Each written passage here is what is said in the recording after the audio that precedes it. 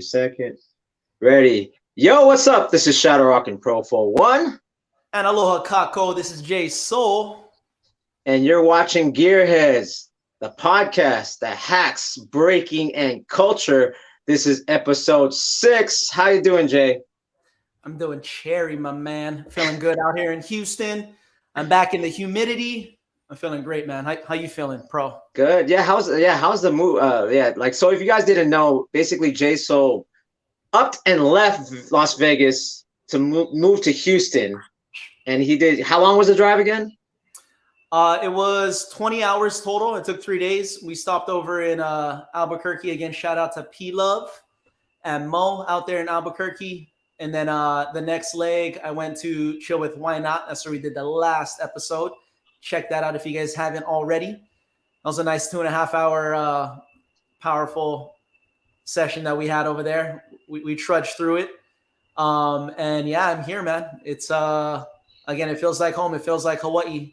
Humid, nice 90 degrees. I caught my first snake 3 days ago. Wait, what?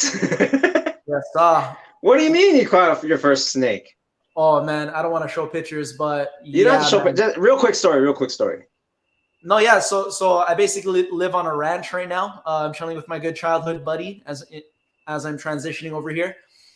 He has a barn where he keeps his horses and whatnot. I helped him. We were doing barn work, and I was taking the corner around the barn here, and I reached for the fence, and something springs up in my peripheral right here, and it advances at me, and I gave a little cross step top rock, staying swift on the toes always.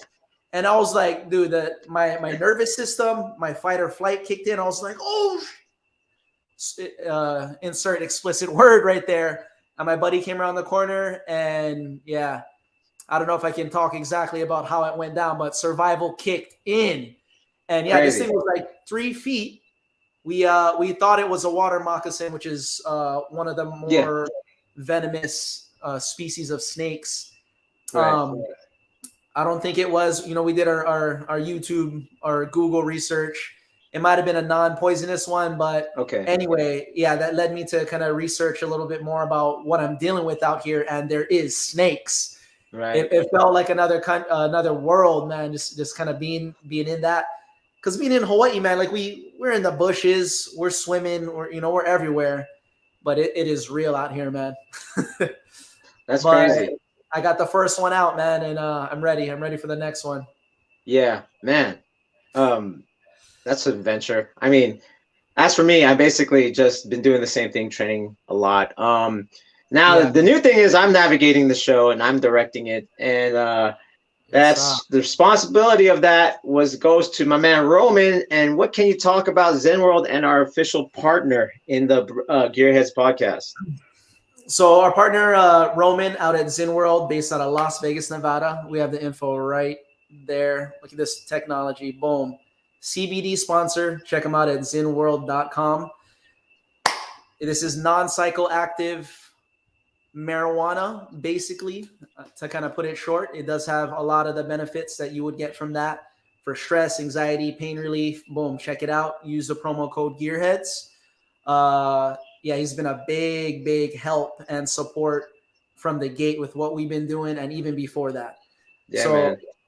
Big shout outs here to Roman over at Zen World. Check him out. Big shout out. Give another shout out to another sponsor, B-Boy Wicked, out of the Bay. I'm sure you know. Oh shit! Whoops. Sorry.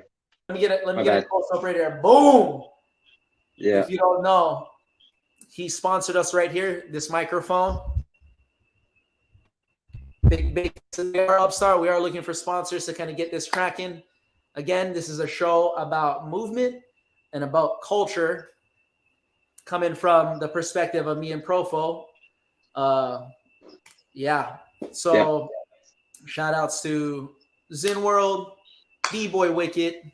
Check them out. We don't have Wicked's handle on here, but if you search B-Boy Wicked on Instagram, he's on TikTok. He's big presence and legend out of the West Coast, guys. Word. Yeah, another shout out to Roman. Basically helped get a laptop for Gearheadz. So I'm able to direct and do this crazy stuff. You know what I mean? Just play with the camera angles or whatever, whatnot. All right. Without further ado, what are we talking about today, Pro? We got some special stuff today, man. I'm excited about today. Before we get our guest on, you know, I'm gonna show a clip. This guy, I've been knowing this guy for a very long time. How long? Oh man, what 2003, I think 2003. Basically, I met him at Cell Space, this legendary practice spot in the Bay. And I asked him about. I think the first thing I asked him about was flares, and and I'm still working on that move. And it was just kind of like, yeah, man, like how do you get your flare so good? And after that, it was kind of like we just kept building off of that. And here's a clip of him kind of representing. So you're talking about B-Boy Milestone right here from the Yes, B-Boy Milestone right here is kind of his highlight clip. That looks like Tony Styles designed that right there. Probably.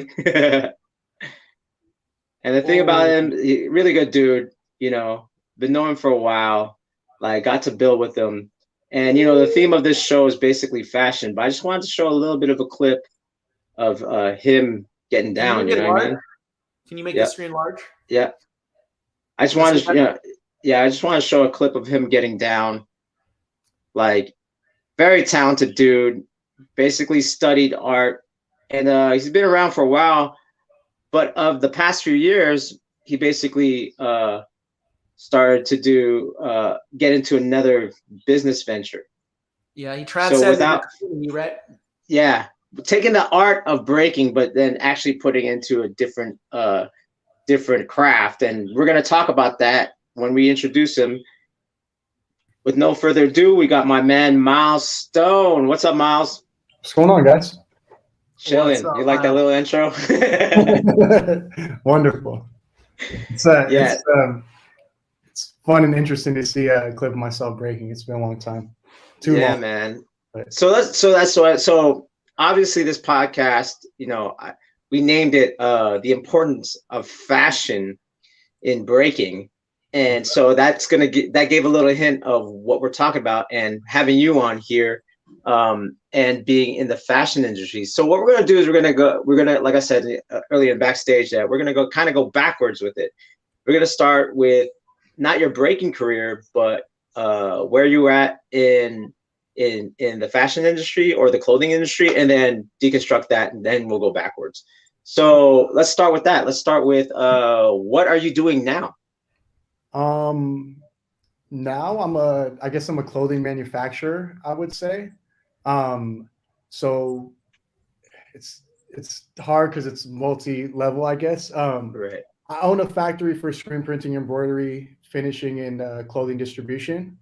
So my partners, I guess, they started a knitwear program based out of Los Angeles a few years ago, and I helped them build out the program and then build out full package. So essentially, we knit, cut, sew, screen print, embroider, dye, embellish, and ship everything in the knitwear category for our clients. And most of the customers that we work with are anywhere in fashion, men's fashion, streetwear realm, and a little bit of music merch as well. So knits being mostly tees, hoodies, things like that. Right. So how many units do you push a day at your factory that you own? It could be anywhere from 1,000 to maybe 15,000 units a day. So this is what we're talking about. This is not small potatoes. No. This is, and the thing is, and he's being a little bit shy, he makes high-end blanks, right? That's one of your things, right? Yeah. So we do we have a blanks line where it's sustainable. So it's 50% post-consumer recycled, 50% organic, and everything's 100% made in LA. So we stock PFD goods, which PFD, for those who don't know, means prepared for dye. It's like a vanilla color. And then we can dye them to any color customized for our clients. So that's the majority of what we do. For some bigger name, higher end clients, we'll develop fully custom from scratch. So say you're a fashion brand or whatever, and you're I want, X amount, but I want to be custom fabric, custom fit. We'll develop everything for you from like end to end. And just to name a few customers, I think I was there like a year ago, 2 years ago. You did stuff for Versus, so you made a bunch of shipment for the Dipset versus who is it? Who's Jadakiss's? We did stuff specifically for a brand called Awake from New York, and they were designing all this stuff for it wasn't for Dipset, it was for who were they against? I'm trying to blank right now. Yeah, Jadakiss and them. Jadakiss. I feel bad too. I'm drawing a blank too. But that was a really big. That's a big infamous, versus that happened. That's what that was like the first live versus that happened. The locks. Thank you, Miles. The locks. I feel like an asshole for not. Can I cuss on this? Or? Yeah, go ahead. Okay. I feel like an asshole for not knowing that. The locks, obviously. The locks. There you go. But yeah, so a good part of what we do is that, and then my history before this was more on the brand side. As you know, like one of my best friends started a fashion company, and then when I left the breaking scene, I moved down to LA to kind of run the company. We started a brand that did pretty well. So yeah, okay. So all right, this is where I'm going to stop. I'm going to keep stopping you because you're going to be super humble, and this is for me to flex. So the company that he worked for was for 424. Yeah. Right. On Fairfax. His boy, who's actually from the Bay, his name's Guillermo. And what year was he considered in Vogue magazine one of the top influential males in fashion? What year was that in Vogue magazine he was voted? Do you remember? No idea. No. Right. He's got accolades though. Like he for sure. And he's like done his thing, and he's been super influential, especially being like like a Latino designer, like a Latin American designer for sure. And like really like organically built like a pretty strong following, that grew into like a pretty big global following. It was a part of like a big movement that was happening at the time. I mean, these guys would have pop-up shops in Barney's, like when there was stuff like that. Yes. Wow. Yeah, pop-up shops in Barney's. How many times have you done Fashion Week in Paris? I think we did it for like maybe like 7 years, 6, 7 Damn. years. Yeah. So you've been on that. Is that something you get invited to, the Fashion Week, or you need to? No, it depends. I mean, there's so many layers to it, right? Like if you're a brand and you're actually like having a runway show on the fashion calendar, yeah, that's absolutely something that you're invited to do. It's either sponsored or somebody has to pay for it because that stuff you have to put up quite a bit of money for it. But just to be involved in like, Fashion Week in general, no, not necessarily. It's like hopefully there's a reason for you to be there. I mean, we were kind of multifaceted because we were a multi-brand store. So we had a brand that we would have showrooms that existed in Paris where we would showcase like our upcoming collection, more of like market sales for all of our stores. And then we would also go to runway shows and do buying for all the brands that we carried at our store. So yeah, there's a lot of different ways you can be involved. I mean, I know people that are like, DJs or, performers that show up just to like be a part of the scene, go to shows and then like host parties, And you guys hosted stuff with, for instance, like YG. You had YG at the store. You had, and then I think Usher took some of your guys' material and made his own pants or something like that one time. Yeah. It's, I mean, especially being a brand from LA and having a physical retail space, we had the opportunity to work with a lot of like stylists and music managers, and then have a lot of like celebrity clientele shopping, which we're super thankful for because it's just like, obviously like you get your clothing on people with more eyes and it helps it bubble faster for sure. Right. And this is what I mean.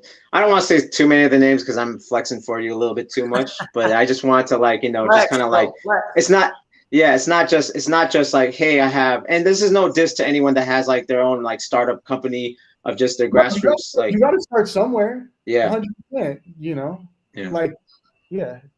No. Yeah, it seems like that kind of happened out of nowhere. And I am from the outside, living in Vegas. And again, like how I know you is through the scene, through battling, right? Battleborn versus Renegades. You came to Hawaii like we were talking about earlier.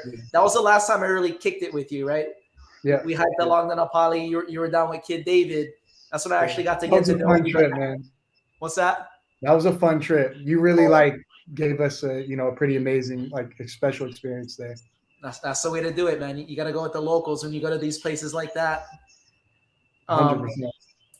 Yeah, but I mean, after that, I seen you a bunch of times, but it was all like at jams where it's like we're battling. So we never really got to talk like that. So it's good having you here to talk.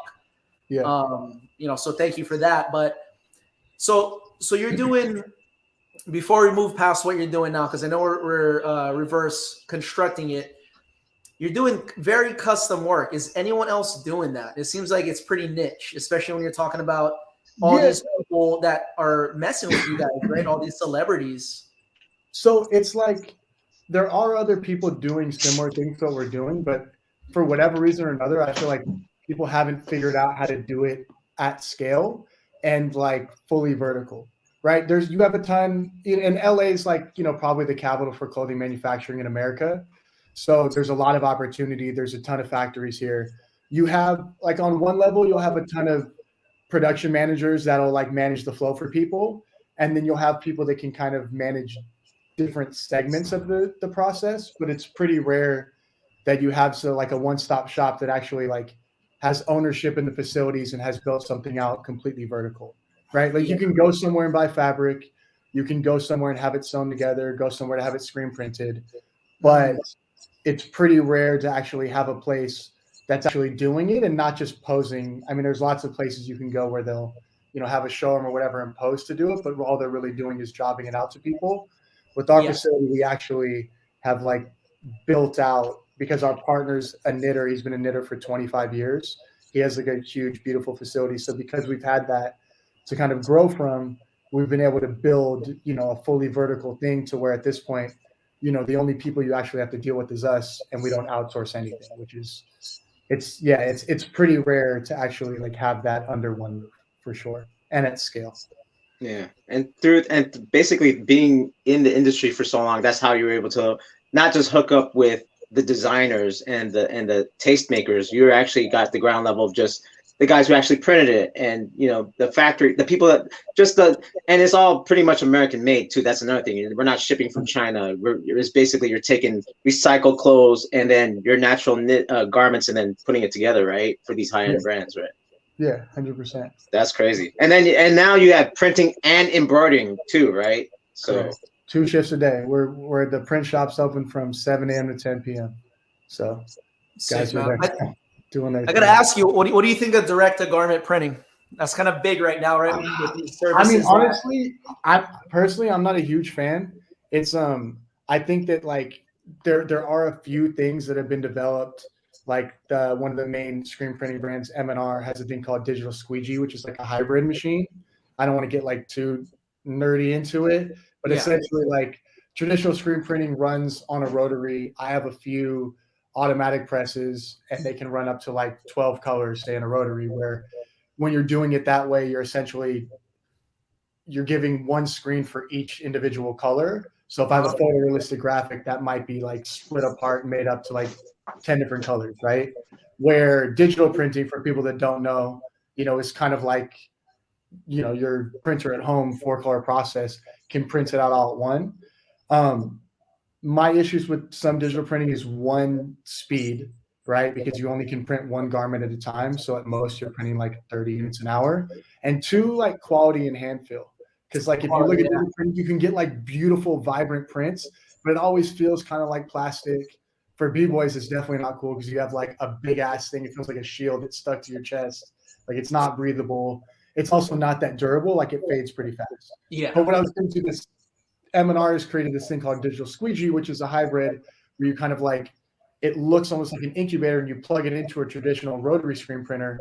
And once it hits that spot, it'll essentially lay down a 4-color process and then go around the rotary. So you can get screen print quality product out of it and screen print quality speed, but still have that kind of like high detailed 4-color process. So I think it's like, it's on the verge right now where things are going to become really interesting in that world. But I think technology is not quite there yet.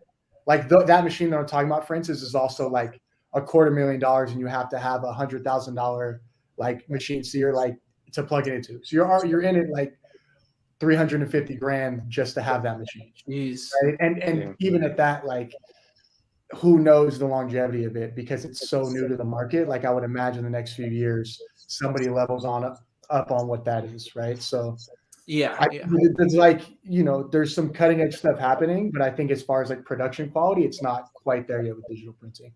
So basically, you talked about breaking, and this is one thing that I remember you saying this when you first moved to LA. You said, if I would have known what I known in the fashion industry now, I would have totally changed how I dressed like when I was actively breaking. Can you talk a little bit about that? Because that's the whole thing about this, like, I think a lot of B-boys and B-girls don't get it as far as fashion and why that's so important in breaking. Can you kind of like go through that philosophy you came about after the fact that you stopped kind of breaking and got into this industry? Yeah, I mean, like, look, I don't ever think I dressed whack per se, but it definitely wasn't as considered as now.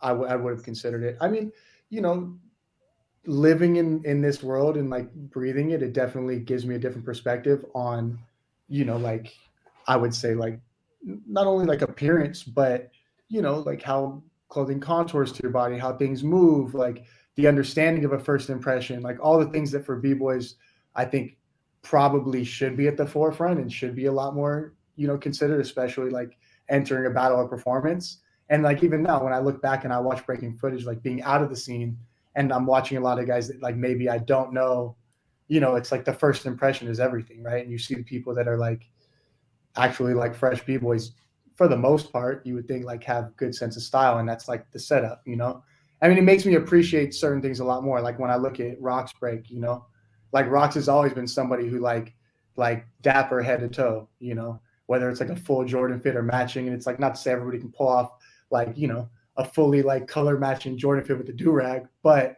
like everything that he does is like highly considered, and it showcases from like the second he walks on the floor to like, in his movement and everything. And there's a reason why he's a champion. It's like, everything is considered.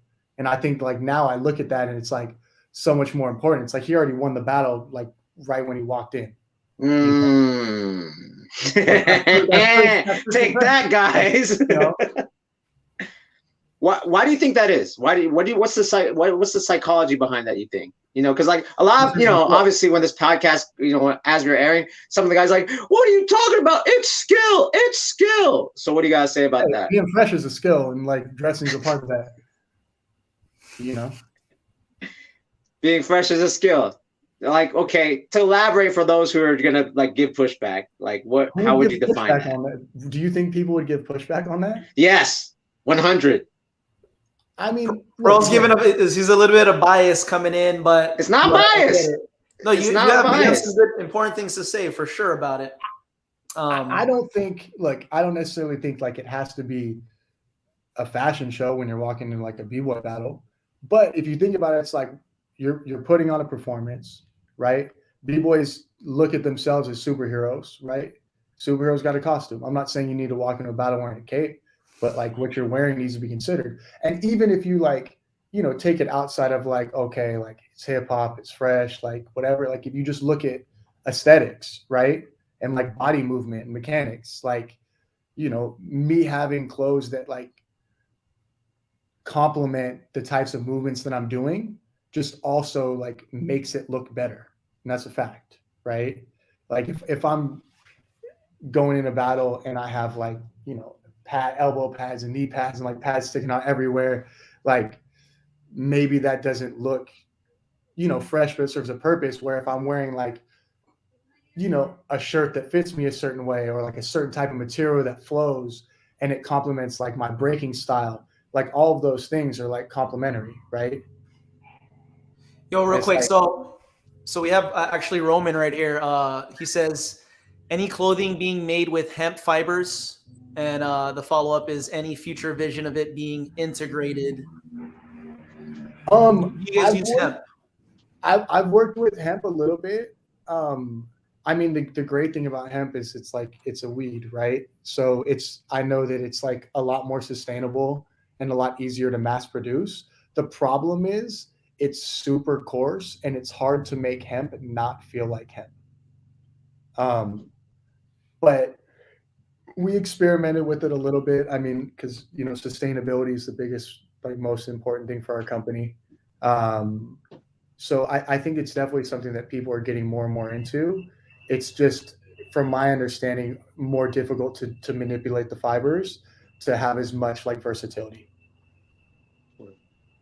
Cool. I have a sick pair of hemp gazelles, one of my favorite pairs, and you could feel the difference. Yeah. And it is a shoe, so you don't really need very much flexibility, I guess, in the toe part like that. But yeah, I could. I don't know if I've ever rocked maybe like a hoodie or like one of those like those like jacket types that are meant to be kind of thick and durable. Yeah, like a canvas for sure. Yeah. Knits like are done and people do them really nice. It's just a lot more difficult and there's a lot less range. Right. Okay. That's what we're talking about too. It's like, because it's also how you feel, right? Like in the gear too. Because like you said, like the problem with some of the prints is that it's the what you call it? What do you call the sticker again? The like a digital print. Yeah, digital. The thing is, it feels heavy. It doesn't feel light. You know what I mean? And it fades versus like something that's maybe embroidered. It feels a little bit better, especially if the shirt is like nice and like like nylon or something like that, or whatever. I mean, it all goes with the look and the feel of your breaking. Like when I put on like let's say I put on some like jeans, I feel like and some jeans and some like flat soled shoes, I feel like doing old school footwork. Versus when I'm wearing a swishy and a runner, I feel like doing some leg work like Storm. You know what I'm saying? I mean, when we used to braid together, we used to talk about that stuff all the time, right? Like you get in a vibe where you buy an outfit and it's like that would set your mood for like the way that you would dance for like that month. That would inspire like a whole different type of like moves that you would create, So even for that, it's like it's a pretty sick thing. Because I remember we used to go into this like, oh, I bought this new pair of shoes, and then it was like I'd be able to develop like a whole different like series of movements just based off of that. Right. Yeah, man. That's like, real. I think it's, I mean, I don't know if it's so much of a lost art, only because. Is it? I mean, because it kind of is and it kind of isn't. As we end, we're going to have Miles. He's basically watch the Breaking for Gold with us. As it gets into this like kind of like dichotomy of just like, okay, more of the guys that go in the cypher tend to kind of have this belief system of looking fresh and, wow. The competitors, the main competitors have more of the Tony Hawk look, right? Which is crazy. It's like big elbow pads, and they don't care about looking fresh. They care about winning. It's crazy because they're the ones who have the bigger stage. And like if you're performing at, say, like BC1, like that's a performance. You're performing in front of thousands of people. You know what I mean? And even thinking about like you're not in a cypher. Like if you're in a big stage like that, you have to do something, wear something that like attracts the audience. Otherwise, you'll disappear, right? So that, in my mind, that would be even more of a reason why like those things should be considered. Like Flea just did the BC one. Like I checked that out, and it was like Flea's fresh. Obviously, everything he makes flows. Like everything that he does is considered, right? When he's going out, can you pull something up? Yeah, sure. Go ahead. Like when he's going out there, his whole outfit for that jam was like completely considered. Like the colors, you know what I mean? Like the way the clothes fit, like the whole thing, and that's. Again, like half the battles he won, he already won just by the fact that he like looked more fresh than the other person right when he walked in there. So I know body type is a big thing. When you mentioned this twice already, and I do want to dig into this. When you say there's a correlation to a type of movement and what you're wearing and how it fits, like how would you kind of tie that in together with let's use Flea right here. Like, what do you mean, like how it fits? In fashion in general, it's like, people always say like dress to your body type, Like if I got a big old gut, I probably shouldn't be wearing like a tiny t-shirt, But in breaking, I would say it's more because most b-boys are pretty fit. Most b-boys and b-girls are pretty fit. So I would say like, it's more like dressing to your movement type, right? Wear things that complement the types of moves that you do. So talk about this right here real quick. The way like Shiggy kicks, would you mind? In relation to what you're saying, and then Flea Rock, the way they're dressed, their movement types. All right, because like Flea made all the clothes he's wearing, right? And like I would imagine a big part of that is because he's like, wants to be able to like something didn't exist for him, right? It was like this types of pants, this thing didn't exist exactly the way I want it, so I'm going to make it exactly the way I want it, and I'm going to consider it to make me look like even more fresh when I'm doing my moves, right? So it's just like, again, I'm not saying like you need to dress one way or the other, but the fact that you know something is considered just complements like the movement and everything else that you're doing that much more, you know? And like the people that are true masters of like their craft, it's like everything you do is considered. And I know from like, you know, being a crew member with Rocks and kicking with him for years, like I know that everything he does down to like the outfit based off of like the types he's going to like of moves he's going to throw that day, like all of it is considered, which I think is like, it's super important. If you want to be the best at anything, you know, the people that are true masters in what they do are considering like all aspects of their craft, right? And breaking is a visual thing. So fashion is a big part of it. Yeah, and shout out to Flea Rock that day too, because you know, like for instance, the orange and green represents Miami colors, right? Like the Florida colors. And so that's like he wanted to represent Florida, you know, even though you know he's of, you know, Middle Eastern descent. You know, he grew up in Florida, and that's where he learned the style, and he wanted to bring that Florida attitude and flavor, specifically Miami too, right? And he wore the orange and green, and he represented that. So that maybe even gave him a psychological confidence when we talk about serotonin of being on there and, you know, no one could take me out because I feel this way anyway, right? Yeah, man. 100%. Shout out to Flea Rock. What else? So yeah, go ahead, Jay.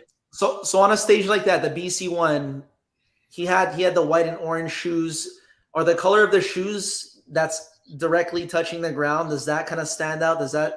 What's your take on that? I mean, it does to me, like the whole thing does. It's like, you know, people say like you shouldn't wear crusty old shoes to a battle, you know, like wear your crusty old shoes when you're practicing, you know. Not everybody can afford to do that, but at least maybe consider cleaning your shoes. Like if I have white shoes, right, and they're dirty and I'm doing a competition, like versus if I have those same shoes, they could be crusty, but maybe like I shined them up real nice. Like those things are going to bling when I'm moving, right? It's automatic. That's kind of the challenge. Make my breaking look better, you know? Yeah. That's the challenge because you want it to be broken in, right? And while you're breaking it in, you're scraping up the design on the side. Yeah. You know, you're adding all the crustiness that you're talking about. Yeah, but maybe you don't want to like, go in with fresh shoes that's all rigid. Take a toothbrush to them like in the morning before you show up to the jam. You know, okay, like, boom. Make sure that make sure boom. This is what I'm talking about, man. This is what I think. Put some fresh laces in them. You know, like okay, there you go. We all know it's like one of the oldest tricks in hip hop. You know that from being a kid, right? You can do a whole lot with like a toothbrush, some dish soap, and a fresh pair of laces. Dish soap, boom. You don't got to get. You don't even got to get Jason. Hey, let me clean your shoes. Yeah. So there you go. Again, so it just goes back to like, you know, all that stuff should be considered, right? Again, it's a visual thing. It's an art form. Like that's a huge part of it. Word. What's your take on shorts? Because I'm from the islands. I rock shorts. I feel like that's a good question, though. Honestly, that is a good question. That is a good question. I mean, everybody's rocking pants. I just cannot. My legs get sweaty. I need air touching it. And personally, I feel like when we're creating shapes and we're creating positions, functional positions at that, you know, with their legs, specifically in footwork and freezes and everything that we're doing, I personally feel like it reads a little better when you can kind of see there's minimal flap. And I have more of a running and, you know, footwork type style. What's your take? What's your take on shorts? You say minimal flap with shorts or without shorts? Without shorts. With the pants, you get the flap. You know. So you're pitching shorts right now. Yes, he's pitching shorts. All right, I'll say this. Don't wear pants. I never preferred shorts for me. I've done it. I've always regretted it. But I mean, look, if there's definitely a few like footages that I've looked back on and been like, fucking shouldn't have worn shorts. But for sure. But no, I mean, look, again, as long as it's considered, if you're fresh and like what you're doing is cohesive, like your top matches your bottom. I'm not saying it has to match in color, but like, you know, they make sense with each other. And it's all been thought out. Like if you're fresh, you can make anything look fresh, you know? Hey man, look, like machine used to crush like a full basketball outfit. Yeah, that's real. He just came off the court. That's real. Sick, you know, like so. KML too. KML would Flea Rock too. Flea Rock too. They look like basketball. They look like Allen Iverson, but then they're breaking. Yeah, I've seen KML in like a massive basketball outfit, but looking like sick. So yeah, it just depends. Like again, I don't know. It dress to your body type, dress to your movement type. If you do the types of moves that like look good in those things, then yeah, of course. But again, it should be considered. It's not just like I'm hot, so I'm throwing on shorts. Like, you know, I feel like, I mean, if you want to look fresh, so it should be like, okay, I have this shorts and it goes with this outfit, and like, boom, it's gonna make my moves look better. It's all considered. Okay. Word. So let's get the Milestone take from top to bottom or bottom to top. Let's consider functionality and aesthetics. What is the quintessential fit for Milestone? Shoes, like for who? Bottoms, tops. Because it depends on the person. For you, okay. Like what I would wear right now if I was breaking. Yeah. Yes. I want functionality. Right now, I'd probably wear tracksuits, to be honest, just because I like when I look at that, I think it looks fresh. Like you look put together, your whole thing's like on point. I never did. I used to wear jeans and a t-shirt all the time. Like that's what I wear all day, every day. Period. I mean, it's still what I wear all day, every day. But no, if I was me and I was breaking now, I would probably like mostly battle in tracksuits because I do a lot of back rocking. I used to do a lot of like, you know, like spinning moves on the ground with my back and like things where I needed something that like, you know, had minimal traction. So what type of material? Nylon. Yeah. 100. And what about shoes? Or like, you know, like microfiber for sure, you know, like tracksuits. Okay, word. If I were to break again, that's what shoes. Jay asked what shoes. What type of shoes would go with track? This is hard because visually, like I like watching people break in athletic shoes, right? Like running shoes or basketball shoes. If you can pull it off basketball shoes, it's not as easy. But like, you know, I like watching people break in Hirachis and Air Maxes. But I can never do it because everything I did when I was breaking would always like revolve around like being able to like slip and sliding movements. So I had to have flat bottom shoes that would work because running shoes always had too much traction for me. So that's the hard thing. I guess I haven't considered it. I'd have to really think about it, like how I would make that work, because a tracksuit and some chucks like doesn't necessarily, you could freak it and make it great, but it doesn't like immediately go together. So I'd have to think about like how I would tie all that stuff together. But probably it would be like a tracksuit, and for my style, I would either have to figure something out or it would be a flat bottom shoe, because old school shoes is like always most conducive to the way that I used to move. Yeah, 100. I think so. But yeah, I mean, again, I'm not like, I wouldn't say that like, oh, you got to dress like this person to be good or to like succeed. It's just about considering what you're doing, you know, and also like how the movements that you do, like functionality, like works and looks. Like I remember a few times where I battled and I was wearing like a long sleeve like shirt and I had to roll it up, and then I watched the footage later and I was like, oh man, like I look so whack with like my sleeves rolled up, you know. And I wish I would have worn just like a full sleeve jersey or something like that. Right? But yeah, bro, yeah. That's dope. I have a question. So, what would you say for those who? I don't want to call out anyone's name. I'm just more like, you know, there are b-boys who are like, you know, like, it shouldn't matter. It shouldn't matter. What would you be your pitch to them to say that you should care about this? You should care about the fashion. I mean, I don't know. It just seems so obvious. It's like, but that's what I'm saying. Like, what you're trying to sell it to me. I'm just looking at like, he has 6 flares, so that should be enough.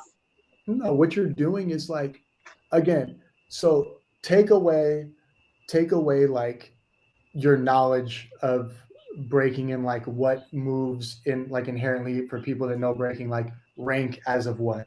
Look at like what's visually pleasing, because it's probably the same people that are like, well, you did 1 air flare, but I did, you know, 5 air flares on 1 arm, and it's like, well, whose look better, right? So that's like a whole other part of that conversation, right? Then you're breaking down like two different mindsets in b-boying, right? Because it's like, you know, it's not what you do, but how you do it, right? It's not what you wear, but how you wear it.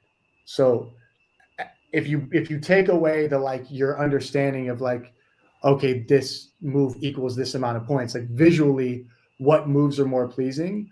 Breaking is about aesthetic, everything. It's physical movement, right? Like certain moves visually are more attractive than others. So the most important thing about it is aesthetic, right?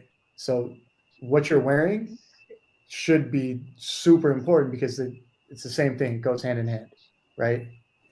And then, Word. you know, again, first impression, you know, if you walk into like a battle and you look like a ragamuffin, like people aren't going to take you as serious. If you walk in and you're like fitted head to toe and it looks considered, you're like, boom. Like in any scenario, you walk in, you're the man or the woman, you know? Dude. I feel Perfect, like you're man. JaSoul. Huh? Telling y'all not to wear these shorts. Stupid. I wear shorts still, man. I don't know about you, man. Oh, yeah.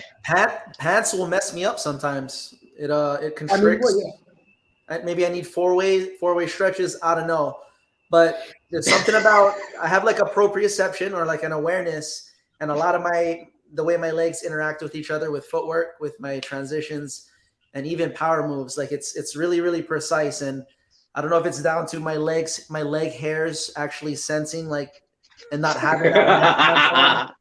It could be psychological. I just probably need air touching my legs. It helps me. I can fly. I'll leave it at that. Hey, now there's some people like it's just I think it's what's good is for me what I'm saying is like it's good for the awareness of it, the awareness of just okay, since I can't rock pants, let me find some shorts and even do research on like, yo, what's the hottest shit right now in shorts that are long or whatever, whatnot. That way you're still in the curve of just trying to explore what fashion is. Like still know like the current trends right now is like the skater boy look, right? The baggy pants, the baggy shit's back, right? Like kind of almost like Flea Rock sweats are built like bell bottoms almost, like going to that. Not even because Miles talked about the the reason why they had the cuffs in the joggers is to show off your shoe, but now the skater guys are going for the chino look, right? The chinos of just the straight leg, pants, and that's just and then what's the shoe that everyone rocks right now? Like Jordan 1s. Yeah. It highlights the Jordan 1s right now. And that's what everyone's rocking right now as far as breaking is the Jordan 1s. I don't like Jordan 1s, but I got to say that some people rock it and it looks fresh. You know what I mean? So it's like you find just that awareness will make you look for shorts that are more fashionable. You know what I'm saying? That's what I think. Yeah. Having that awareness for sure, understanding that it's like a huge part of the game. I mean, and everyone's seen like, I don't know, was it Fresh as Kids or whatever, where people were like, b-boys used to be the ones back in the day, right? B-boys that's the thing. We started the trends. Yeah. It's also just like, we owe that to our ancestors, right? It's like a part of our heritage as b-boys to be fresh. Right. Yeah. It's been like associated with breaking since the beginning. We are the first b-boys and b-girls were the first ones to look the way because the first original rappers like Grandmaster Flash and Melly Mel, they dressed like rock stars. They had the chains, they dressed like leather, they dressed like rock stars versus Run DMC took the street look of the b-boys. They even said it. They called us b-boys because we took the look of the street b-boys and wore Adidas with the Lee jeans and then just put a tracksuit on top or whatever. And that was they were like that. We got that from the b-boys. So just even the hype beast shoot culture is from breaking. It wasn't the MCs. It was no one else. Because we were the visual pleasing. We were the ones on the floor. They were the ones like a lot of the rappers watched us. I had that clip ready to go, but I'm glad you said something about that, Miles. Yeah, like that should have never left the scene. And again, I'm not part of the scene anymore, so I don't know where it's at. But no, that essence that that's like in the DNA of what a b-boy is supposed to be. We're supposed to be the freshest ones in the room, Yo, so Miles, what's your take on cross branding? You or don't.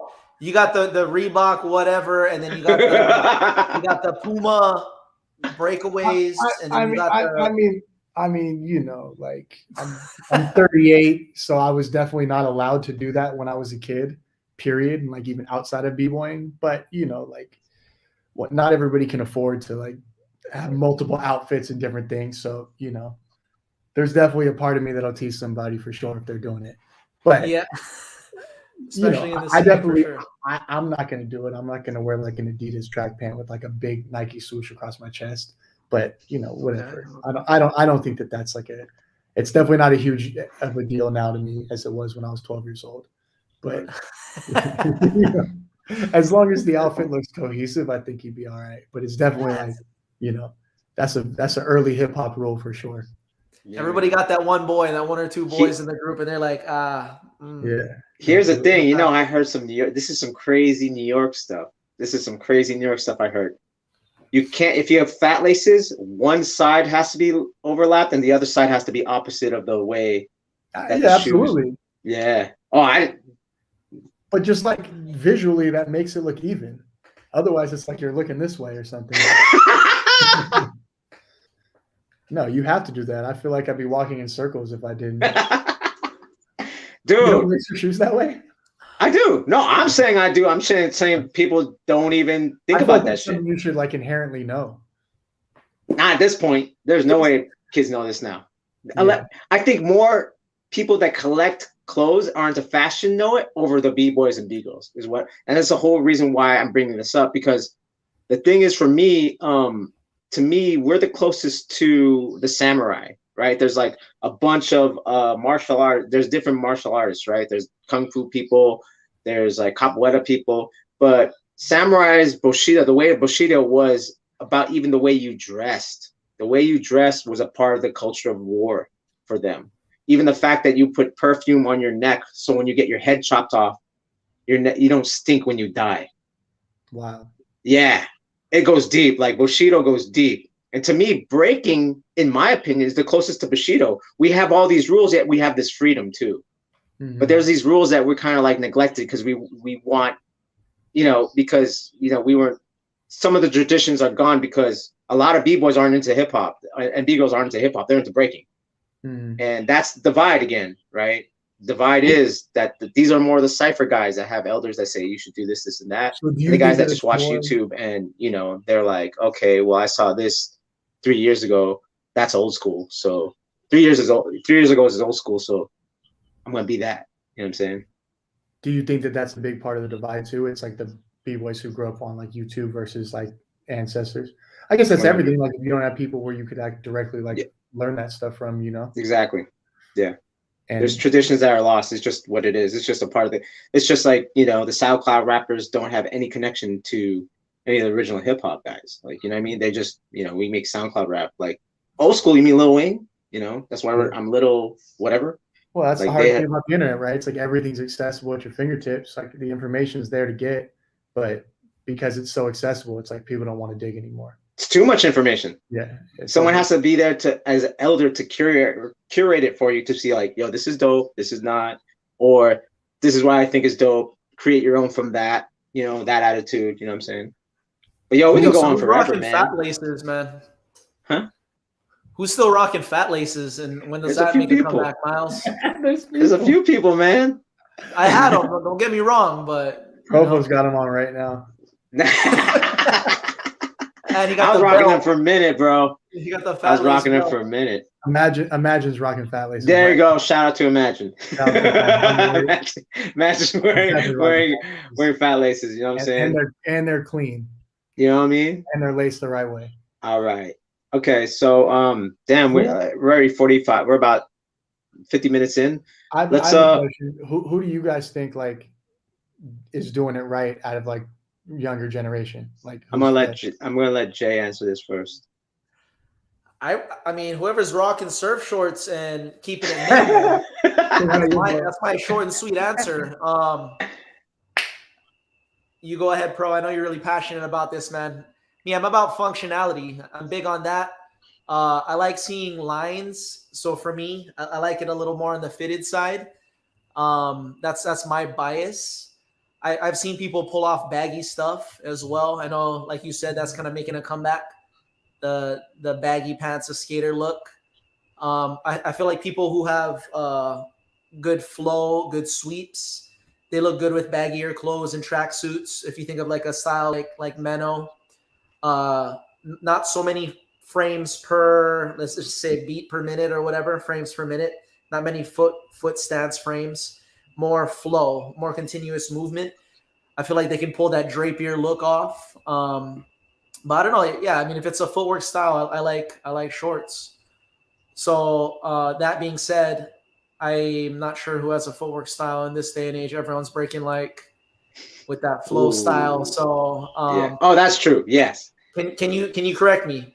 No, you're right. You're right. Everyone is doing less steppy footwork, and they're more doing like what Menno does, stripes, kind of that Canada flow. So I agree with that.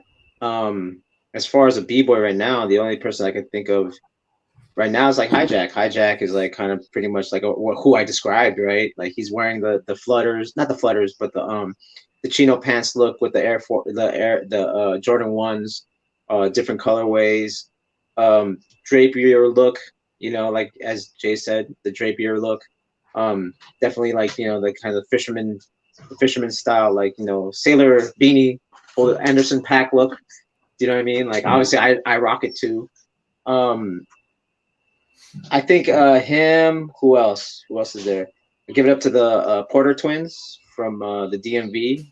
They like to rock a lot of dope stuff. There's one more person I'm thinking. Oh yeah, Froggy from MF Kids. I think he dresses fresh too. And like, obviously like Hijack's one of the main competitors right now. That's most seen right now. You know what I mean? Out of all the names I mentioned. But there's other dudes. There's other dudes that are really dope. But I think it's starting to become smaller and smaller and smaller, in my opinion. I don't watch like too much breaking these days. I mostly just pay attention to like, my nephews, like when they're doing it. So, but I don't all my little bros jack for sure. Right. Like battles that I watch 100%. Like again, everything he's wearing is considered with the movements he's doing. He's repping Hawaii. He'll wear the jerseys, but it's like everything's color coded. It all makes sense, and it like complements his movements. Right. He's gonna get caught up in the shirt. Yeah, I like. But otherwise, yeah. I like that term you use. I don't know if that's kind of a designer term, but considered. That's when you've been talking about it and putting it like that and adding these names like the Flea Rocks and even the Rocks Rights and even Jack, the more relevant person right now in the scene. Now when I look back at how they dress, that's very considered. And again, like I'm coming from an island, minimal shorts. And so is Jack. Yeah, he doesn't wear shorts too much, but you can tell he's definitely considered with what he's wearing. He dresses different every time. He uses the colors from his environment, kind of like what Pro was talking about. Flea Rock at BC1 using that Miami. He rocks the UH rainbows and he rocks it. Yeah, no one was really rocking like that from Hawaii. Yeah. So there's context to what he's doing. So when you say considered, now I have a perceptual tool to view people because I don't really have a sense, to be quite honest. I keep it athletic and functional. So this is educational for me when you say that. But it's thoughtful though, right? Like what you're doing is thoughtful. Yeah. You just like show up at wearing something. It's like what complements my breaking, right? And I think that's like a really important part of it. The culture, I mean, tying it all in, the importance of it is the culture of it, right? You go to a jam and you're like, oh wow, that person caught your eye. He's fresh. The way he's moving is gonna be fueled by what he's wearing as well. There's a deeper connection to it, right? When Profo talks about the psychology of it, when you feel fresh, you move fresh, and everybody feels it. Yeah, man. Well, all right, let's we're gonna use that segue. Oh wait, Jay, you got one more thing to say? My bad. Okay. No, I mean, so I know we were reverse engineering the man. Milestone. Yeah, we're almost an hour in, so I just want to make it real quick. Yeah. Yeah. So you went from talking about doing mass production, highly customized work. We didn't even talk about the equipment and assets you use, which is something I'm definitely interested in. But moving forward, because of time, from that you went to, or you came before that, you came from partnering with somebody in fashion before you did that, correct? That's where we kind of ventured off into where we are now. If you want to talk a little bit more about that or get into what you were doing before, because I knew you as a b-boy and all of a sudden, boom, like Milestone is doing fashion.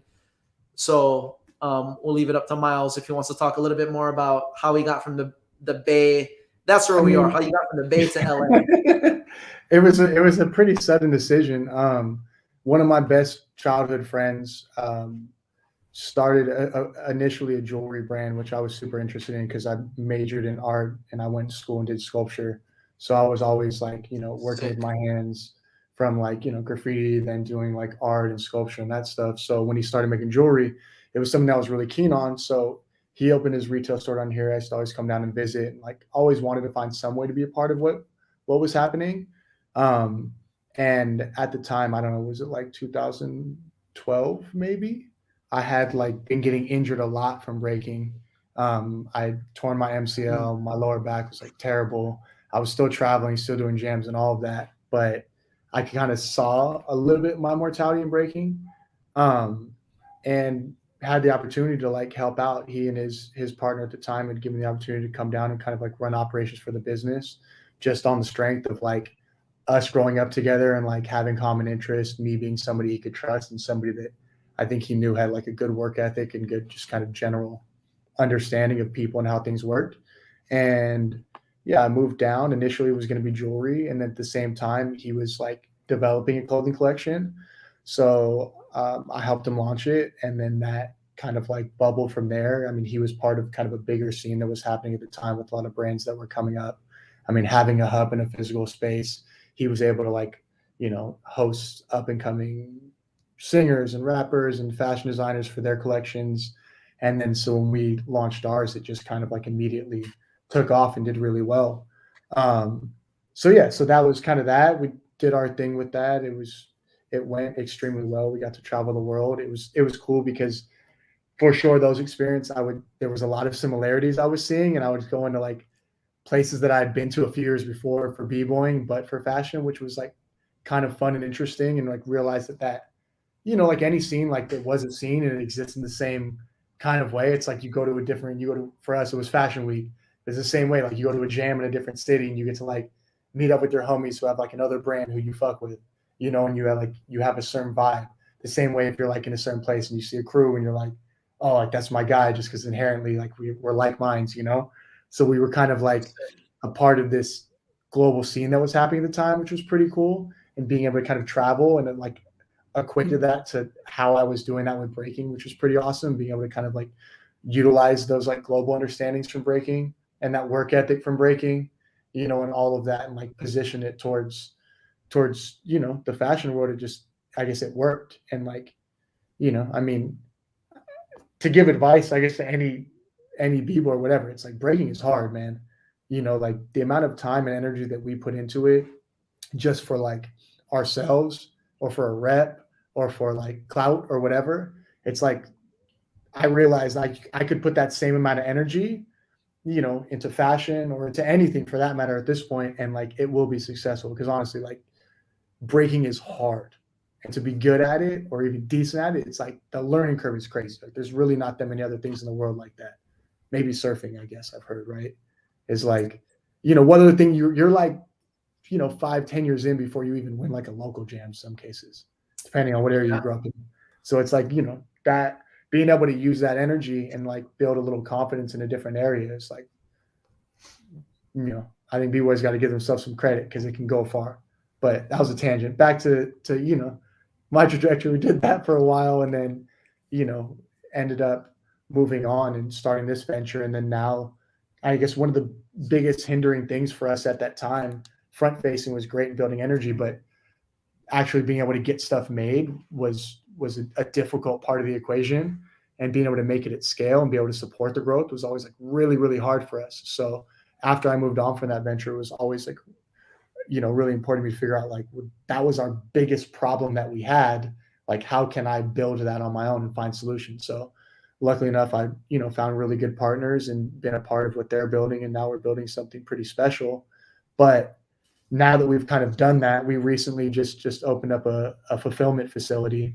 So now that we're actually able to like make the clothes and fulfill them, I'm kind of found myself back in a place where I had left, which is now starting to like create new brands and be able to develop new brands and launch them. Because, you know, what we built right now is like, that's the foundation, right? Like breaking, it's like, you know, you learn the foundation, and then once you have the foundation, it's like, now it's time for the fun stuff. Now we can experiment, now we can explore, now we can do all that. So that's kind of where I'm at, you know, from how I started in this space to where I'm at now. It's like we've built this pretty cool machine where we can do it at scale, and we're proud of the product that we can make. So it's like, now what do we do with it, right? Yo, so the chat, Roman asks, what sizes would a new brand stock when you're getting into merchandising with a smaller budget to get started? So a cool thing about, I think, like what we've built, and a cool thing about where the world's at right now, and especially where like COVID even further pushed the world, is, you know, you don't really have to have stock in clothing, right? Like the internet's kind of allowed people, and a lot of the brands that I know do this. You can, you know, build a website, which if you have a little bit of sense can cost you less than nothing, and, you know, do a sales drop, maybe do like a 48-hour window. Say you sold 50 t-shirts, close the window, and then produce them afterwards, right? As long as you advertise to your clients ahead of time, it's like, hey, this is going to ship in 4 to 6 weeks. People are cool with it. So it's not like it used to be where it actually took a ton of cash to front load it. You know, it's like if you have an audience and you have an idea for something, I mean, obviously if you want to create a whole cut and sew collection, that takes money, but like, you know, to get started, at least in like streetwear or like a brand for a b-boy, it's like, you know, you can actually launch something and then manufacture it afterwards, which is cool. And that's like one of the motivations. Yeah, that's really cool. You know, it's like we have a program where it's literally a brand will open up a sales window, they'll close it, they'll send me a PO, I'll send it to dye, print it, finish it, and have it ready for them in like 3 weeks. Oh, wow. And as long as Well, they've you gotta have a following, right? What's that? For that to work, you gotta have a following, right? Yeah, I would say so for sure. I mean, and it's hard because it's like now, you know, a lot of things are based on like energy built from a following. You know, it's a different world, right? Like most things now are built from an audience, but it's just like the nature of things in this era. You know, like the era of the internet is just kind of the nature of how things work. So, or you partner with somebody who has a following. You know what I mean? It's like you find someone else who's passionate about it, somebody else who can help you bring energy to it. But the cool thing is you don't really have to have that much to get going these days. Crazy. All right. Dang, we're already an hour in. Let's get to these battles, man. Sorry. But it's a good subject, you know what I mean? Like where I'm learning a lot too. Like that's the whole point of Gearheadz, right? We're like, Gearheadz is about the psychology, the engineering. We're hacking this stuff. So they're giving us a big hack into like kind of the industry in fashion, and not just like in a small way and in scale. We're talking because like what you said, 10,000 units in one day sometimes. Damn, that's a lot of units. It's more than like, okay, I got like 10 shirts I'm gonna put out today. It's like but 1,000. Like discourage somebody who does want to do 10 shirts because everybody's got to start somewhere. Right. And it's like, you know, and hopefully with the understanding of like, look, you could have the internet. You could do a pre-sale online, sell 10 t-shirts, make them and ship them to somebody, and you didn't have to come out of pocket hundreds of dollars and take a crazy risk, which is cool, you know. And you'd recommend screen printing if we went with that route. You got a design, you wanted to do, say, shirts. It's the most common thing, right? You think screen printing would be the route? Digital printing or embroidery or something like that. I mean, it depends on the look, but also like, you know, there's positives to digital printing. A positive in digital printing is like, it's a one-off, right? Screen printing takes a little bit of upstart. You know, you have to burn screens for it if you're doing a complicated design. Like digital printing is more expensive and you can do less volume and maybe the quality is not like as durable. But if you want to make 5 shirts, digital printing, you can just make 5 shirts. You know, there's people that can do that for you. So this is a lot of variables. It depends on the fact, like, you know, the complexity of the design you're trying to do. But yeah, screen printing in general is like a great way to get started. And it's still, in the end, it's not, you know, unless you're doing like crazy designs with like prints all over the place. Like it's a fairly affordable way to get going too, you know. But Okay, nice, man. like anything else, though, like there's levels to this too, right? There's levels to like I've got like a t-shirt brand where I'm selling like graphic tees, which is great, to someone who's actually like designing full collections. Like those are not the same things. Yeah. But you can actually, there's a platform now, you can create one where you can start in one place and aspire to actually get to the other place without like crazy funding from people or whatever. Oh yeah. Well, now I'm going to transition. Let's watch these battles. Like, damn, I didn't even get into your breaking past. For those who don't know, this is bboy Milestone representing Renegade Rockers. You can follow him on his IG here. He doesn't really go on there as he says, but it exists. He still watches us. He still watches stories and stuff. I know. I see it. Or we can talk a little bit about it while Pro is pulling it up. When and how did you get into breaking, Miles? That's kind of the important thing that I'm curious about, and just to give our listeners an idea as well. I got into breaking. I did hip hop dance first, like choreography and popping, stuff like that. That's sick. Yeah, it was in Sacramento. I'm from Sacramento, so I got into breaking in like, I don't know, I think it was like 97, 98. Oh, word. Okay, yeah, nice. Yeah, Rocco Klein was my first like mentor and teacher. Then Matt Cash, they had a crew called Madman Clan from Sacramento. They used to get down with Rock Force too a little bit, right? Yeah. Yep. Yeah. Skittles from not Hawaii, but Sacramento Skittles. And yeah, those guys were my mentors. And then I moved to the Bay, grew up breaking with Kid David. He was like my student, but really we kind of like came up together. And then, yeah, we just go to the city every weekend, watch Profo and these guys until, we like got the courage to actually start hanging out with them. Went for the Machine. I mean, okay, so Machine, I can't leave Machine out. Like Machine actually, like we learned to dance at the same places. He excelled a lot faster because he was Machine. But like I grew up with Machine. I've known him since I was 12 years old in Sacramento. Like we grew up breaking together. And then like when I moved to the Bay, split up, and then it only made sense that like, when he had his time where he was kind of like he took over Rock Force, it was like who's all the fam, and like that's how it kind of came back together when I was with Pro and like Rock Force and all that. So shout out to Machine, that's my big bro forever. Shout out to Machine. Yeah, man. All right, I got the battle ready, dude.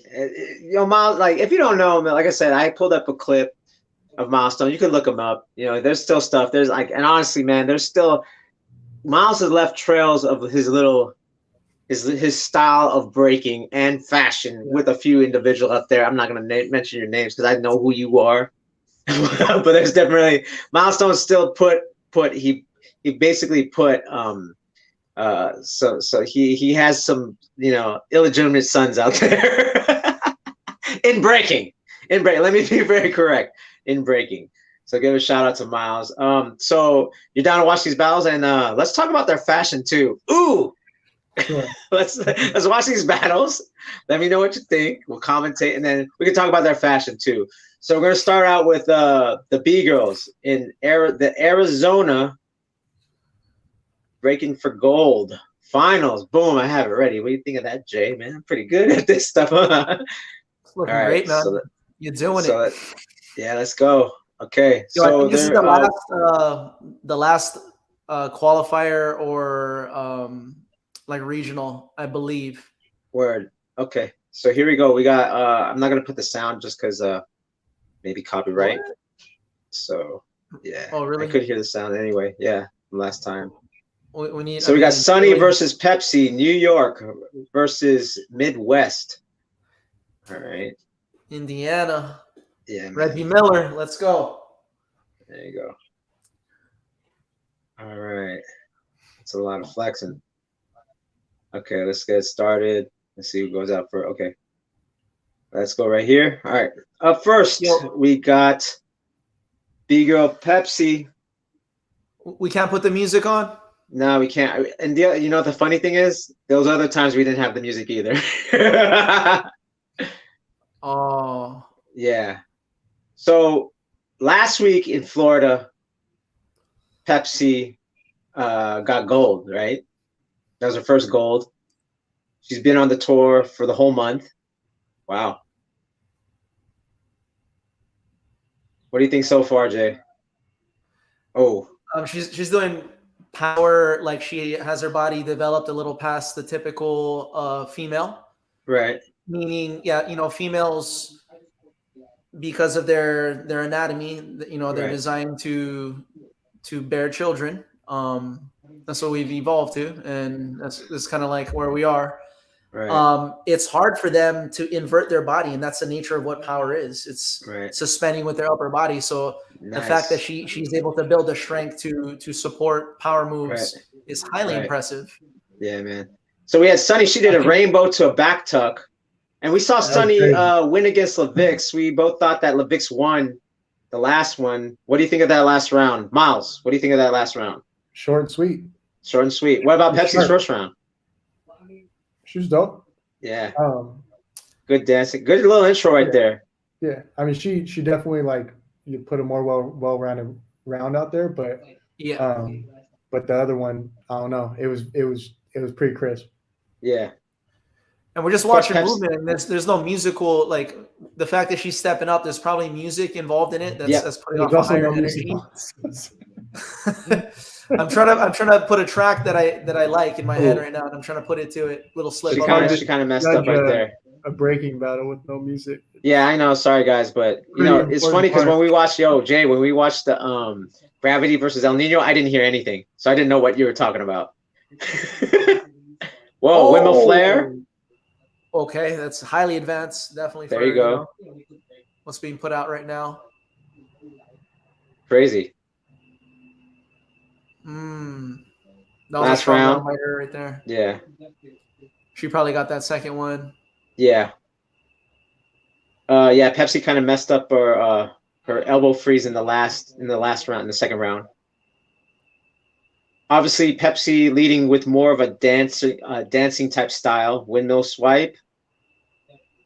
Maybe a little fatigue going on. Yeah, I would. That's why I definitely say. Again, what we talked about is Top Rock takes out more energy than footwork does. Yeah. Yeah. In the later rounds, you probably don't want to unless the track is really, really cracking. Unless you got that second win. Okay, so whoa, that was crazy. She did rainbow one arm freeze, but the only thing is she did a rainbow her first round, though. I don't know. That was kind of an advanced setup. I'm not mad at that. Oh. Wow. Oh. Hey, she's kind of in the pocket for a third round. Oh, man. Yeah, she looks comfortable. We can't tell with the music, but yeah. Man, I love that move. That little bridge CC. Yeah. She's substituting the frame of her upper body, and the legs is doing somewhat of a switch, kind of like a Russian CC kind of thing going on. That's dope, man. Yeah, let's talk about it. Well, let's start with Miles. What do you think? Because have you ever seen these B girls before? I don't think so. Yeah. What do you think so far? These are the girls that with the. They're going to be most likely representing the U.S. in the Olympics in 2024. What's your critique so far? Well, it's hard to critique when I couldn't hear the music. Yeah, I don't really know how to judge just movement. Let's just look at movement. Oh, fashion. Let's talk about fashion too. They were They were twinning. Can you put it still? Yeah. Just pull the frame up so Miles can get a refresher on that. So definitely talk about the breaking from what you've seen, just movement wise. Again, there isn't very many females right in the scene. Yeah, I mean they were both dope. They both did like pretty high level moves, looked super well rounded. The girl on the left, I think, was a little more funky. I would imagine if the music was on, like you said, it's probably she was. We're just looking at movement right now, man. Sorry about that. Hard to tell, but I would imagine that would have probably like give her like a lot more edge if the music was on, and that was, again, hard to really tell. But I would imagine that what she was doing probably would have came off a lot more because it seemed like from the way she was moving, the music was like a big part of it. And then the other girl, Sunny, was like, Sunny. I mean, she was pretty fresh, like super snappy. Everything she did was like really on point, high energy. Like, even in like very dynamic movements, which, especially like as you mentioned JaSoul from like Female Anatomy is not as easy to pull off. Like she did those things like flawless. It wasn't like, you know, how you've seen in the past, maybe some B girls trying to do a move. Like she just like everything she was doing was perfected. It was dope. And then as far as it's incredible to see like the female stepping it up and then also like getting into the scene.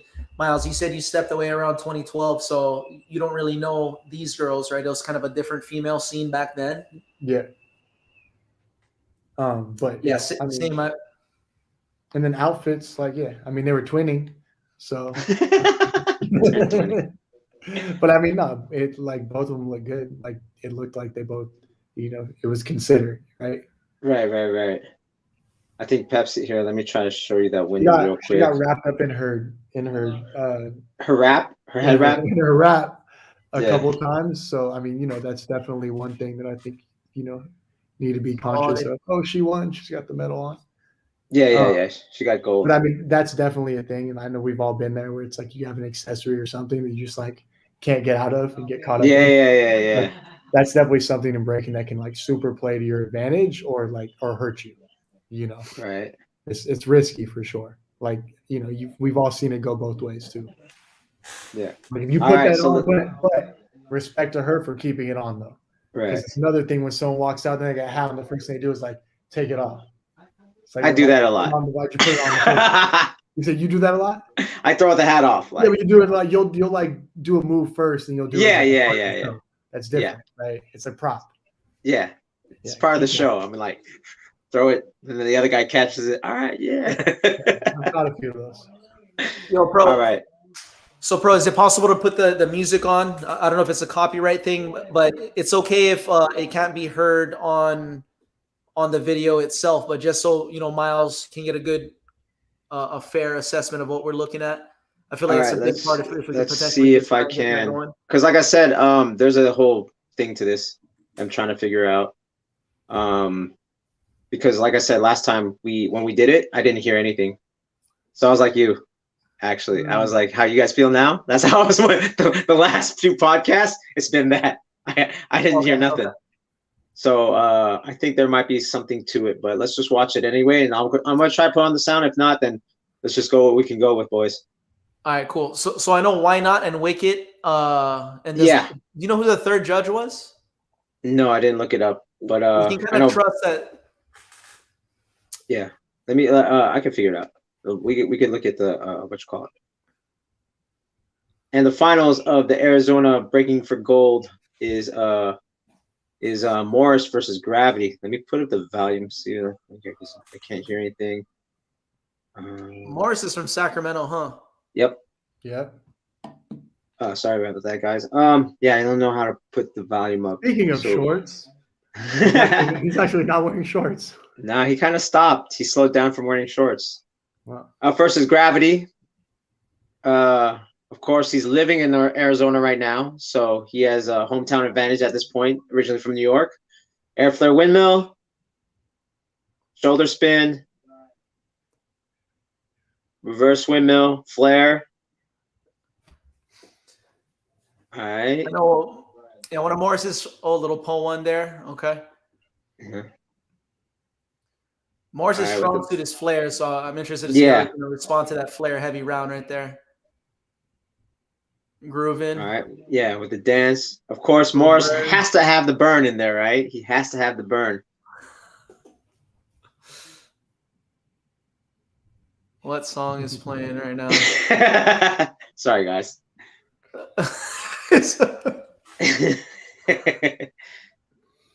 Actually, you know, out of all the footage that we've reviewed for this month, this is the best, the clearest quality. Really? Yeah.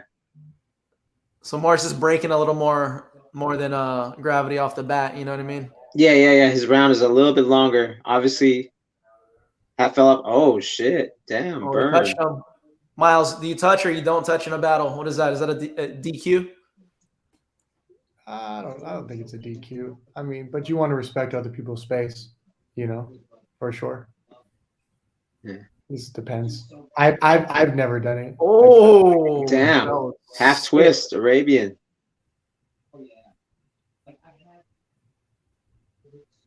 This is crazy. Okay, with a character. He's showing a little bit of more character and stuff. All right, second round.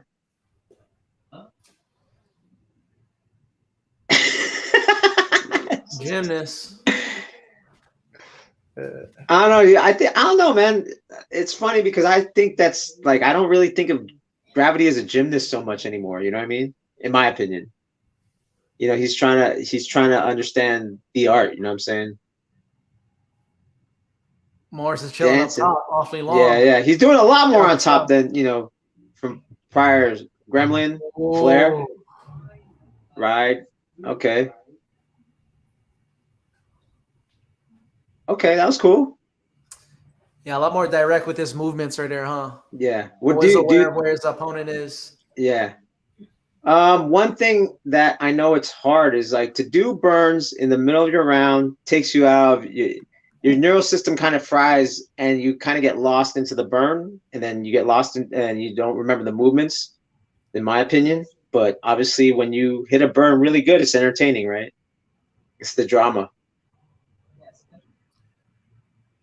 Who you got on fashion so far, Miles? Huh? Who you got on fashion? Gravity. Gravity. Yeah, he got that little bandana look, right? That classic NY, like that was like cool. That. I think you repeated that freeze, that press up. Again, when you're freestyling, you could tell like to connect to the beat, you know, it's harder to do more original movements when you're just in that moment, right? Because again, your mind's fishing, and as your mind's fishing, you know, you're gonna go with a muscle memory. Yeah, if you're repeating, yeah, I think if you're connected and you're in the moment and you're being musical, I think that is the original. That is the context for originality. Yeah, really hard to do. Morris went for the critical, but he kind of tapped his feet, so ooh, in a short round on top of that. All right, let's talk about it, fellas. Wait, is it one more round? What is going on here? All right, I think that's it. Character. What was it? Wait, is there one more?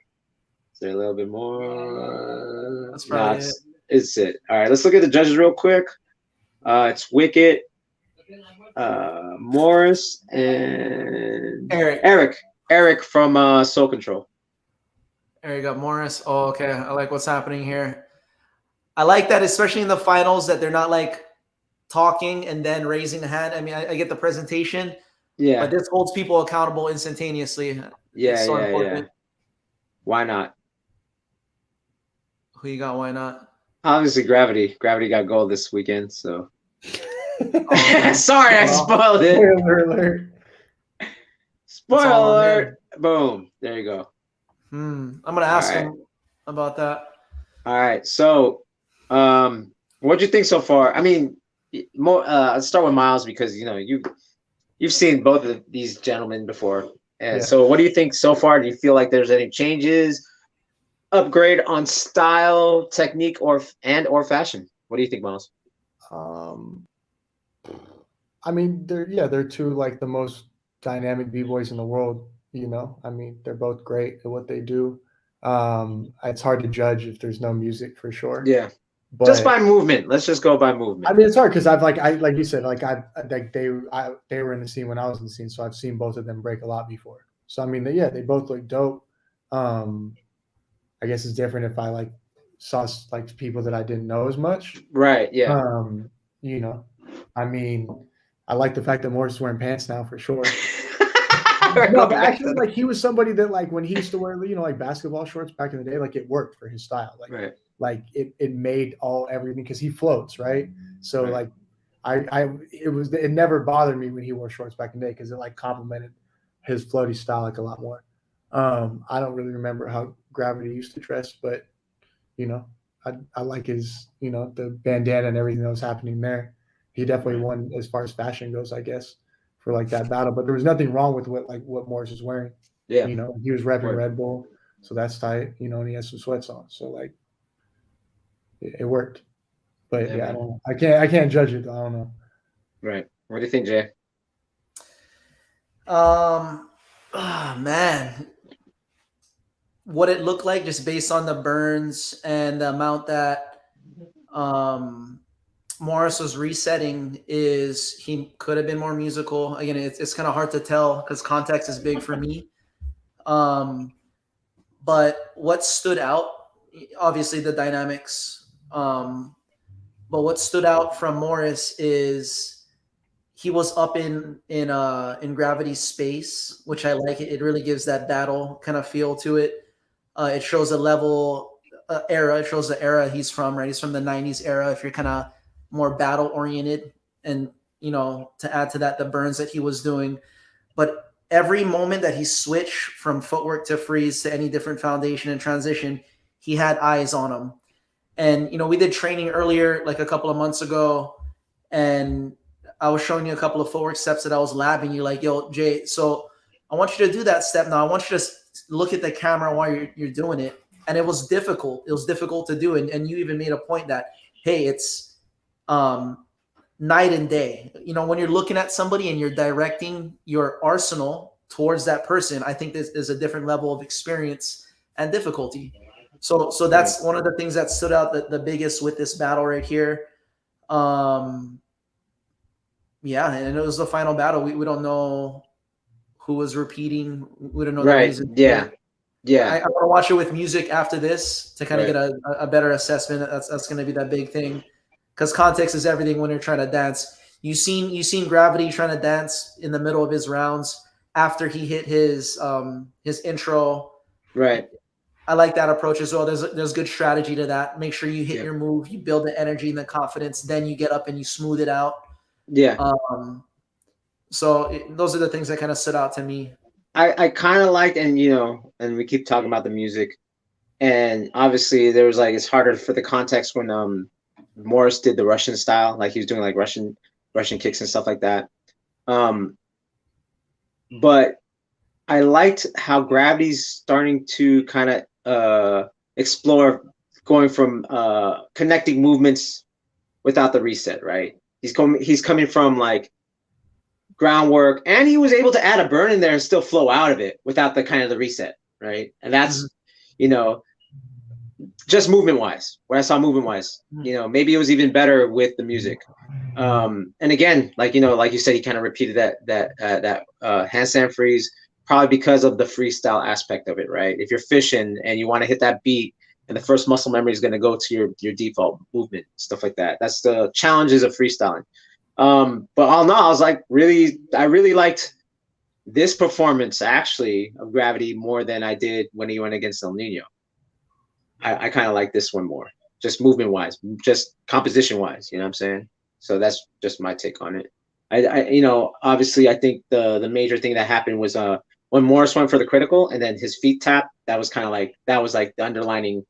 All right, this is how Gravity won that battle, in my opinion. You know what I'm saying? So yeah. All right, man.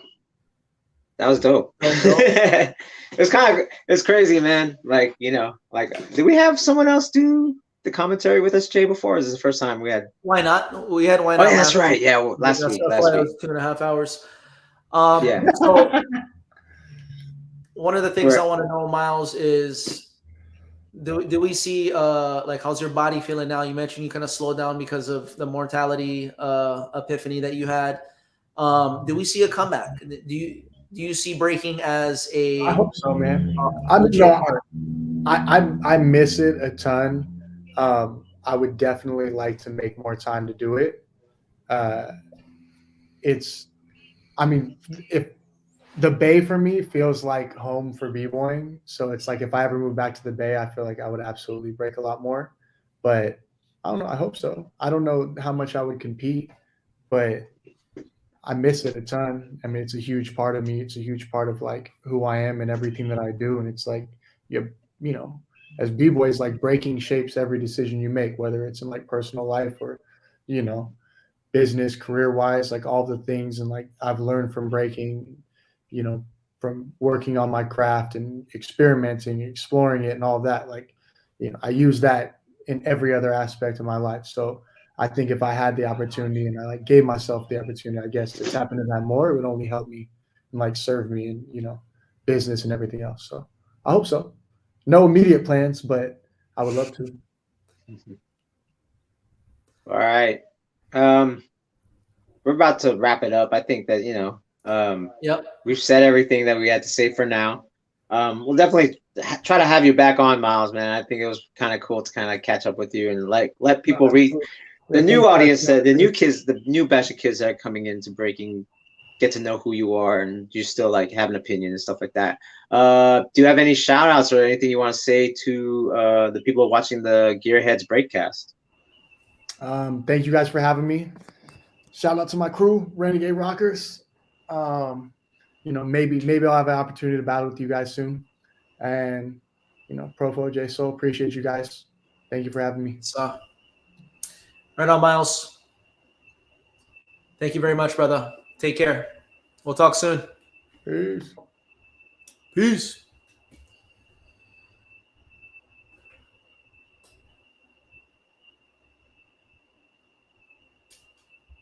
I can't hear you. Sorry. What do you guys say about today's show before we wrap it up? No, it was I mean, the biggest thing that the biggest takeaway I think we can get from this is what he was talking about on how he took his artistry, his work ethic, and kind of set himself. It gave him a unique advantage going into another industry. And he started to kind of give advice, which is dope. We always love that from the guests that we have. We have them on here for a reason.